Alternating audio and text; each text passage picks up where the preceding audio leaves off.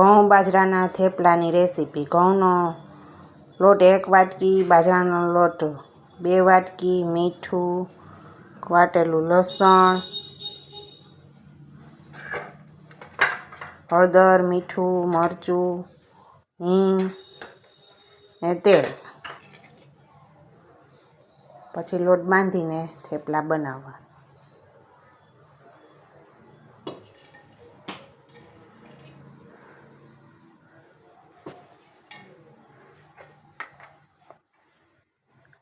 મરચું, હળદર, ધાણા જીરું 2 ચમચી,